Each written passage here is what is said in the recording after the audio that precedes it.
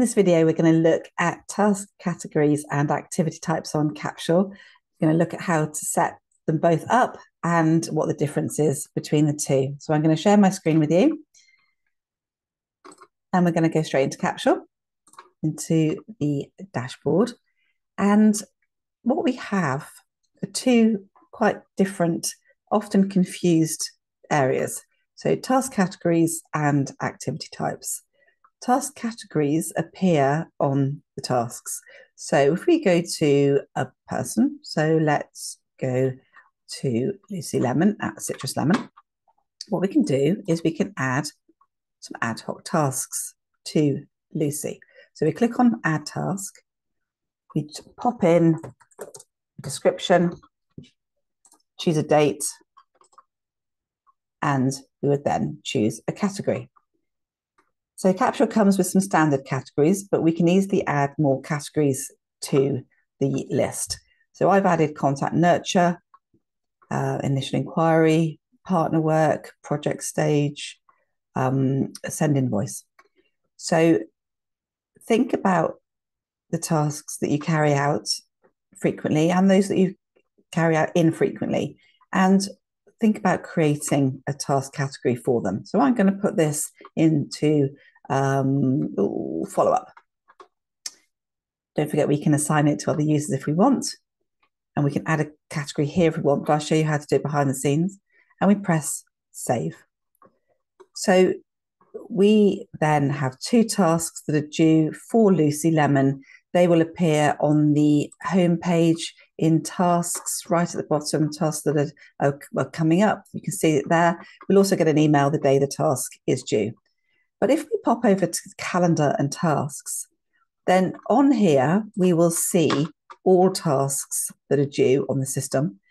But as we use the system more and more and get more and more tasks, then this will get busier and busier. So what we can do is we can click on category and we can drill down into the particular task categories. Now, the reason that that is really important and really key is that when we batch our activities, we're more productive. So if you have to send 5 invoices, do them all at the same time. Do the 5 of them together. Don't spread them out over the week or the month. Sit down and do your invoices, because the first time you send the invoice will take more time than the second time, and then that will take more time than the third time. So if you batch your activity, you get your brain into that zone and you find the words much more easily. So on the system, we can drill down into the different categories, and then our brain doesn't get distracted by the other tasks that we need to do. And the difference between that and activity types is that if we go back to Lucy Lemon, so we go back to Lucy Lemon, there we go. We have the log activity button, which we can click on. And this comes as, there's some standard ones that come in Capsule, but if you're on the growth plan or one of the growth upwards, then we can add activity types. So we get call, meeting, and note already in the system, but we can add others. So I've added LinkedIn message, WhatsApp, Zoom, and we can add other activity types. So this is based around what reach out there's been or what we've actually done rather than the tasks that we need to do. And the reason that activity types are important is that in reports on the growth plan and up, we can actually look at activity completed by user. And we can see here that we've got all of the activity types that I mentioned. So we've got the standard ones there, and we've got the new ones such as LinkedIn message, WhatsApp, and Zoom. And you can even take those ones off and drill down further into different activity types. You can see the number of times that's happened. If you're on the growth plan, then you can either look at that by the team or you can look at it by the user. So some really useful analysis can be done if you do set up your own activity types if you're on the growth plan. Now, if this is something that is of interest, but you're on the starter plan at the moment or what used to be called the professional plan, then all of my users get an upgrade to growth for free for 3 months. So you continue paying what you are paying, but you get the extra functionality for 3 months. So do drop me a message if that's something that you're interested in.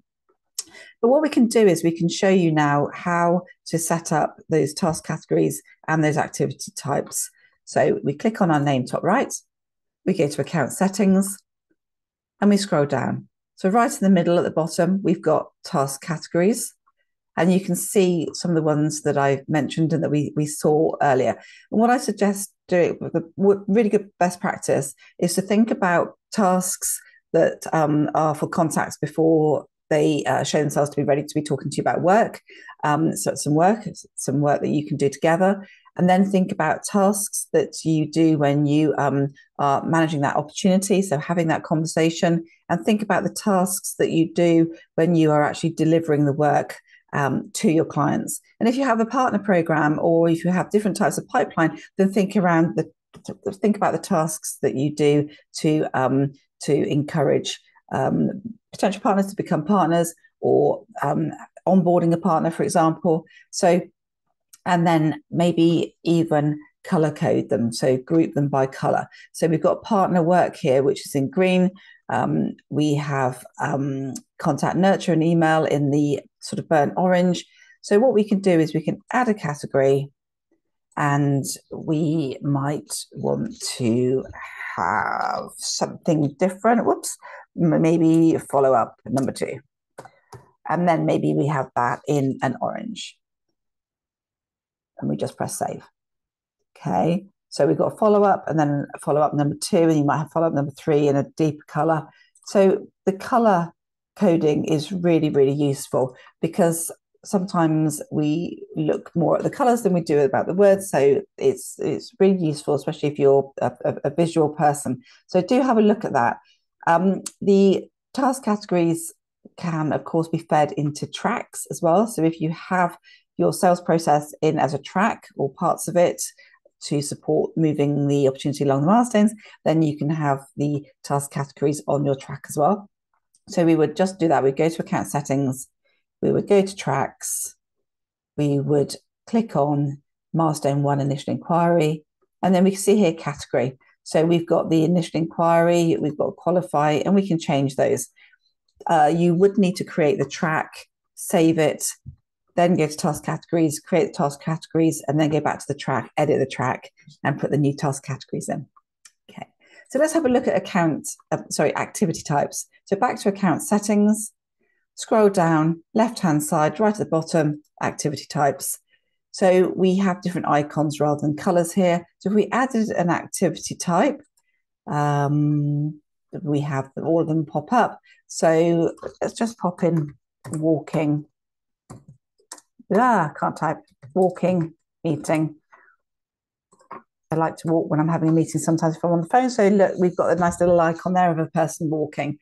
So we could just press save, and then we have that extra activity type popped up there. So when we go to a record or an opportunity, or a project, so let's go to the opportunity test number 2, then we can click on log activity, and we choose what activity type it is. So we've got a walking meeting there. Let's just say it happens on 21st of May, and then we might want to add some notes, actions decided or agreed, something like that. And we can save that. And then we can see that we've got a walking meeting there. And if we pop over to reports and we look at activities, then we've now got a walking meeting. So if we took these off and just had meetings versus walking meetings versus calls if you wanted, then you can see how many you've done of each. So I hope you found that video useful. Do make the most of task categories and activity types. And if you'd like the activity type functionality, but you're not already on the growth plan or what used to be called teams, then do drop me a line and we can go through some of the other features that you get. And we can also get you that extra functionality for free for 3 months. So I hope you found it useful. Do go and check out my other videos, and please subscribe to my channel. Thank you.